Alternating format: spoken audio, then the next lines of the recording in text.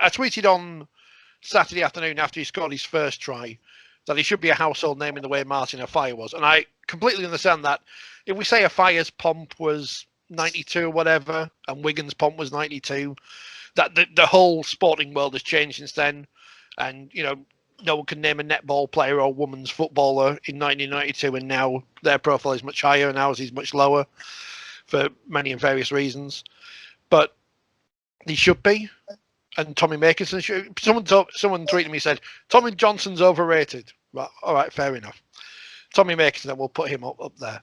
It doesn't matter if they're overrated or not. It doesn't matter if Tom Johnstone does to the world outside. It doesn't matter if Tom Johnstone or Niall Levels or whoever is rubbish apart from when they score a spectacular try, because that's all we're selling them on. Martin Offiah is not in the Rugby League Hall of Fame for his defence, is he? I'm not saying he couldn't tackle or anything, but he's not. That's not what he's in the Hall of Fame for. That's not what his job was. He didn't need to tackle with the likes of G Miles and Dean Bell inside him, and that you play to his strengths, don't you? I think the thing that we said about Tom Johnstone yesterday when we were having a chat between matches was we need to provide the media in its widest sense with more information as to why his feats were so exceptional. Stories you can build around the fact that he scored 2 absolutely sensational tries. Things like we pay Opta for the stats for every game. I mean, we don't, clearly. We don't pay anything. But Super League pay for a stats service.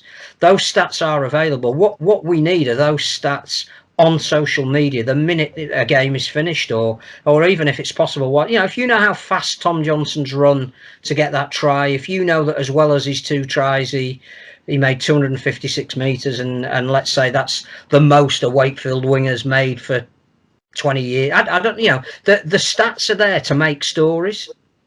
If I don't know, Sam Powell has made 84 tackles in a game and it's a new record, we don't know about that sort of stuff soon enough. And if you're going to build the profile and personality of the players as opposed to the suits, it's more than just 2 days later saying, here's a couple of great tries from Tom Johnstone. We have to. I mean, John was looking for some stats from the game, the day or 2 days before on Sunday when we were watching those games, and they still weren't up on the website. We just need to be a bit smarter about the information we've got and the stories we can tell on the back of that information. In NFL, you break wind and somebody can tell you the velocity of it as it happens. I've said before, if you go onto the Major League Baseball website, they produce stats for every single game. And I'm talking about 10, 15 pages worth of stats. And Americans love stats. But they do keep records of the record of wins and losses in a certain kit or in a stadium or against this pitcher. If the information's there, we should use it, because people love stats today. People love to compare. We all love it, don't they, when a Rugby Union tweet comes out saying he made 1 tackle in the game and made an average of 0.4 metres per carry, despite the fact the games are completely different. And we may as well be comparing apples and oranges. But we love that because we can go, you're crap. And our man's good. Look at this. You're right. We do need ways of selling things to people. I mean, I've got Sky Sports News on TV, and they've just shown Tom Johnstone's try and Stevie Ward talking about it. But if you're not on social media, when will you see that? Or watching Sky Sports News? The Super League highlights are on at 1:45 in the morning. I don't actually see the point of that programme being on at 1:45 in the morning, because no one's going to watch it. Yeah, so but you're not an insomniac. No. So leave it for those of us who are. I'm interested to know from John. John writes for national papers, so clearly having an angle to get more stories in is what you need to go to them with it. If you could have gone with the Tom Johnstone as just, would have won the Olympic 100 metres in, I don't know, the last in London in 2012 with the speed that he went down the wing. Does that make it easier or harder to sell it to a newspaper? Is that something that we're missing out on? Or am I barking up a tree that is completely irrelevant, which wouldn't be the first time?